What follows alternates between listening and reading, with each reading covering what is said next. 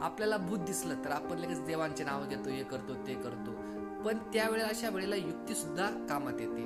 अशा कोणकोणत्या ते युक्त्या राहू शकतात किंवा भूतांमध्ये पण सुद्धा प्रकार असतात का, किंवा खैज हा जो प्रकार आहे हा खरंच आहे का, हा कसा असतो, काय असतो, तर या सगळ्या गोष्टी आपण या व्हिडिओमध्ये पाहणार आहोत. तर नमस्कार मंडळी, मी आहे ऋषिकेश शिरोळे, स्वागत आहे आपल्या नवीन धम्माल व्हिडिओमध्ये. गोष्ट आहे 10-15 दिवसांआधीची. मी आणि माझी पूर्ण टीम पुण्याला एका ॲडव्हर्टाइजमेंटसाठी गेलेली असते. 9व्या आणि 10व्या दिवसामधली जी घटना, जो इव्हेंट घडलेला आहे तो मी तुमच्यासोबत शेअर करतोय. तर मंडळी, आम्ही माझी पूर्ण टीम जे रूम्स आम्हाला जे कंपनीने प्रोव्हाइड केलेले असतात तिथं आम्ही मस्त बसलेलो असतो आणि बाहेर निसर्गाचा आनंद घेत असतो. आणि त्यांचा जो गेट असतो, जो वॉचमन तिथं पेरेदारी करत असतो, काही वेळानंतर तिथे एक 10-15 मुलांची टोळी येते आणि ती त्याला म्हणजे शिवीगाळ वगैरे करू लागते. शिवीगाळ इतकी वाढते की ते त्याला अक्षरशः मारहाण करण्याचा प्रयत्न करतात, पण तो एकटा वॉचमन त्या सगळ्या मुलांना मारतो. जसं आपण मूवीज मध्ये फायटिंग पाहतो ना, सेम त्या पद्धतीने तिथं चालू असतं. ही रियालिटी, ही काही अशी काल्पनिक गोष्ट नाही जी आम्हाला त्या माणसाने सांगितली, मी तुम्हाला सांगतोय. त्याच्यामुळे हा जो व्हिडिओ तो तुम्ही शेवटपर्यंत पहा. आणि काही वेळानंतर ती जे मुलं आहेत जे मारायला आले असतात ते चालले जातात आणि आम्ही पण तिथं ते मिटवण्याचा प्रयत्न करतो. तिथं खाली जातो, तो मिटवण्याचा प्रयत्न करतो. आणि काही वेळानंतर त्या वॉचमनला फोन येतो की उद्यापासून तू कामाला येऊ नको. तो जो फोन असतो तो असतो त्याच्या मालकाचा, जो वॉचमन आहे त्याच्या मालकाचा फोन असतो की तू उद्यापासून कामाला येऊ नको, तू तुझे कपडे लत्ते सगळं आवर, तू ज्या गावून आलेला त्या गावी परत रिटर्न चालला जा. वॉचमन मालकाला विचारतो, मी चुकी तरी काय केली, काय झालं, तुम्ही मला कामावर हाकलतायत, मी केलं तरी काय, मला ते तरी सांगा. मालक तेव्हा त्याला सांगतो की ते जे मुलं आले होते त्याच्यातला एक माझा मुलगा होता, तू त्याला बेदम मारलेलं, इतकं मारलेलं, अक्षरशः त्याच्या नाकातोंडातून रक्त निघालेलं, अक्षरशः आम्ही त्याला दवाखान्यात घेऊन आलेलो आहे. आणि ते तुझे जे कामाचे पैसे होते आता ते पण विसरून जा, 1-2 महिन्याचे जे होते ते पण विसरून जा. ते जे पैसे आहेत आता मी माझ्या मुलाच्या रिपेअरिंगसाठी किंवा दवाखान्यात वापरणार आहे. आणि उद्या एकदा ऑफिसला आहे, ते तुझे जे डॉक्युमेंट्स वगैरे जे होते ते सगळं घेऊन जा. वॉचमन हे होतो आणि खाली बसतो आणि आम्ही त्याला तिथं सावरण्याचा प्रयत्न करतो. मग आम्ही त्याला सांगतो की तुला ह्या जॉबपेक्षा अजून चांगला जॉब भेटेल, अजून चांगली नोकरी भेटेल. मग आम्ही त्याला विचारतो, तुझं नाव काय, तू आला तरी कुठून, अशा सगळ्या गोष्टी आम्ही त्याला विचारतो. तो सांगतो ही जी गोष्ट आहे 1993 मधली, मी एका छोटेसे गावामधून आलेलो आहे. 1993 मध्ये एक लहानसा मुलगा आपल्या मामाच्या गावाला आलेला असतो. तो लहानच्या मुलाचं नाव असतं राजेश. राजेश हा जो मुलगा आहे त्याच्या मामाच्या गावाला उन्हाळ्याच्या सुट्टींमध्ये, म्हणजेच आपण म्हणतो त्याला आखाजीच्या सुट्टींमध्ये, तो त्याच्या मामाच्या गावी फिरायला आलेला असतो. तो, त्याची आई आणि त्याची बहीण हे 3 जण. राजेशच्या मामांना एक दिवशी फोन येतो की आपल्याला तुम्हाला एका ठिकाणी इव्हेंट आहे, तिथं म्हणजे कार्यक्रम आहे, काहीतरी म्हणतात चिरावग असं काहीतरी म्हणतात, तिथं कार्यक्रम आहे, तुम्ही तिथं कार्यक्रमाला या. तर मग जे राजेचे जे मामा असतात ते त्याच्या मुलाला सांगतात, त्याच्या मुलाचं नाव असतं कृष्णा. कृष्णाला सांगतात, कृष्णा तू आपली बुलेट घेऊन जा, बुलेटवरती राजेश, तू आणि आपला जो सालगडी ठेवलेला आहे, म्हणजे जो सालदार आहे, तुम्ही 3 जा, मस्त रात्रीचं जेवण बिवण करा आणि या. राजेश, कृष्णा आणि त्यांचा सालगडी मस्त बुलेटवर बसतात आणि तिथं कार्यक्रमाला निघतात. वेळ असते सायंकाळी 5-5:30ची. हे मस्त तिथं कार्यक्रमाला जातात, जेवण बिवण करतात 3 जण, राजेश, कृष्णा आणि त्यांचा तो सालगडी.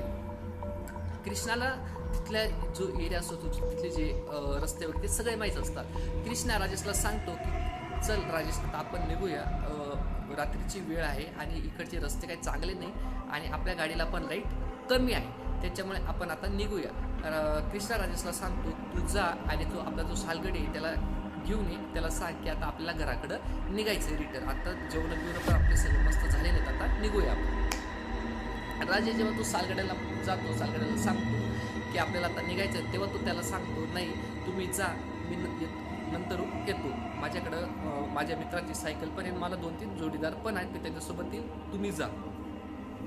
मग राजेश कृष्णाला सांगतो की सालगडे आपल्यासोबत नाही राहिला, तो नंतर येणार आहे. मग कृष्णा आणि तो राजेश हे दोघं घरी निघून जातात बुलेटवरती. आता राहतो तिथं फक्त त्यांचा सालगडी, त्या इव्हेंट, त्या कार्यक्रमाच्या ठिकाणी.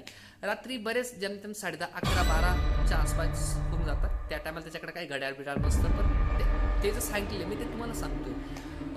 11:30-12चा टाइम झालेला असतो आणि तो सालगडी पण आता निघण्याचा तयारीला लागतो. तो निघतो तेव्हा तो एकटा असतो, त्याच्यासोबत कोणी नसतं, कारण त्याचे जे मित्र कंपनी वगैरे असतात ते पण तिथनं चालले गेलेले असतात. हा एकटा मस्त रस्त्याने येत असतो. आजूबाजूने पूर्ण घन दाट जंगल असतं. हा रस्त्याने मस्त चालत असतो. आजूबाजूने मस्त त्याला कुत्र्यांचा प्राण्या पक्ष्यांचा आवाज येत असतो आणि तो मस्त त्याचा प्रवास चालूच ठेवतो. काही वेळाने त्याला मागून एक आवाज येतो, मी येऊ का, मी येऊ का, मी येऊ का. बऱ्याच वेळा असा त्याला आवाज ऐकू येतो आणि हा रागारागाने तावत म्हणतो की तू ये आता.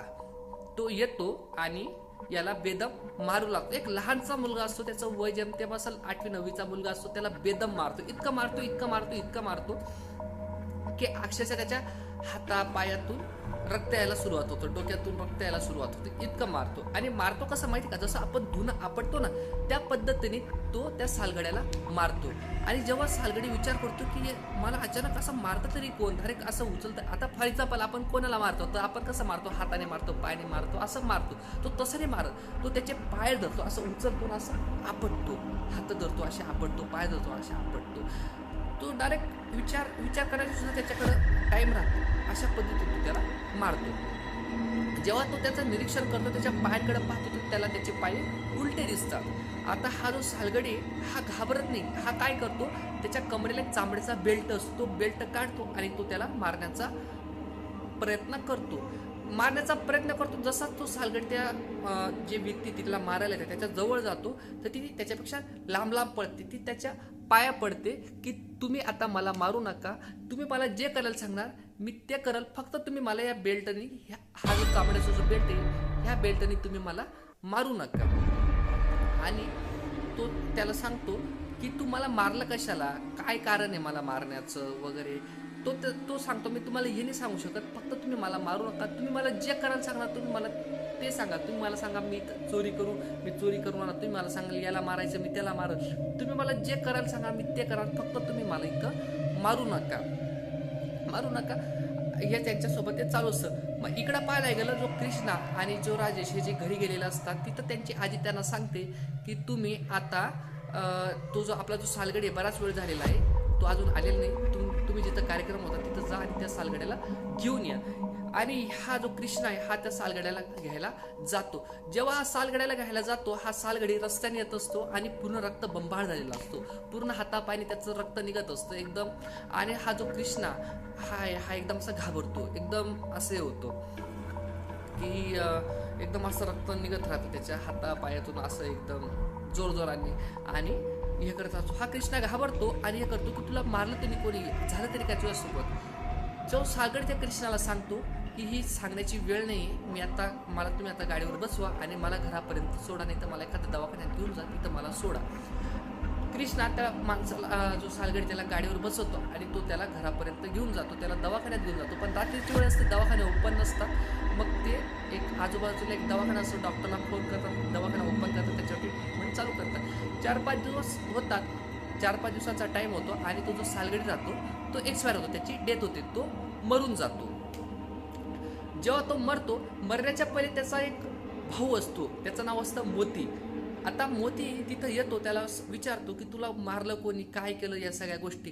तो जो सालगडी तो त्याला सगळं सांगतो त्या मोतीला, म्हणजे जो सालगड्याचा भाऊ म्हणजे जो मोती. आता मोतीला जेव्हा तो सगळं सांगतो की असं झालेले, अशी व्यक्ती होती, तिचे पाय उलटे होते, या सगळ्या गोष्टी त्यांनी मला जोरजोराने मारलेलं, हे केलेले ते गेलेले. मग मोती काय केलं, त्याला बऱ्याच ठिकाणी बाबा लोकांकडे पण घेऊन जातो, पण काही ट्रीटमेंट काही फरकच पडत नाही अशा याच्यामुळे.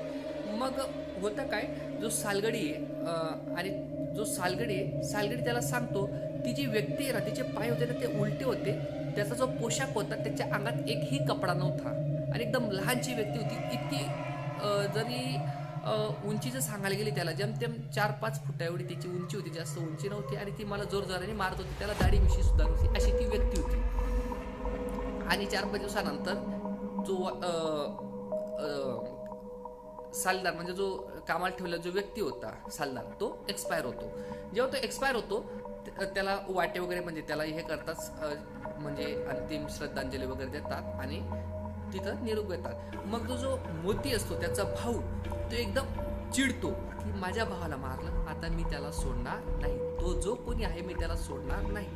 मोती काय करतो, तो कृष्णाकडे जातो. कृष्णा, तुला जो मोती जिथनं येताना दिसला होता, मला ती जागा सांगते सांग. मग कृष्णा तो त्याला ती जागा सांगतो की ह्या ठिकाणी मी त्याला घेतलं होतं. मग तो मोती काय करतो, चामड्याचे काही ते साहित्य वगैरे घेतो, त्याच्याकडे बरेच साहित्य घेतो आणि तो त्या स्पॉटला जातो. त्या स्पॉटला जातो. पहिल्या दिवशी तो रात्रभर तिथं थांबतो, त्याला एकही आवाज येत नाही. दुसऱ्या दिवशी जातो, त्याला एकही आवाज येत नाही. तिसऱ्या दिवशी जातो, एकही आवाज येत नाही. असे 5, 6, 7, 8, 9, 10 दिवस होतात. 12व्या दिवशी त्याला आवाज येतो, मी येऊ का, मी येऊ का. हा एकदम खुश होतो, जो मोती राहतो एकदम खुश होतो आणि एकदम रागेत येतो. इतका राग येतो त्याच्यात, त्याला खुशी पण होते आणि एकदम राग येतो की आता मला माझ्या भावाचा जो खुनी होता तो सापडला.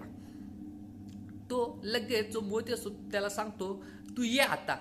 तो येतो आणि लगेच मोतीला पण जसं त्या सालगडीला जसं उचललं, त्याच्या भावाला जसं उचललं होतं तसंच सेम याला उचलतो आणि त्याला मारण्याचा प्रयत्न करतो.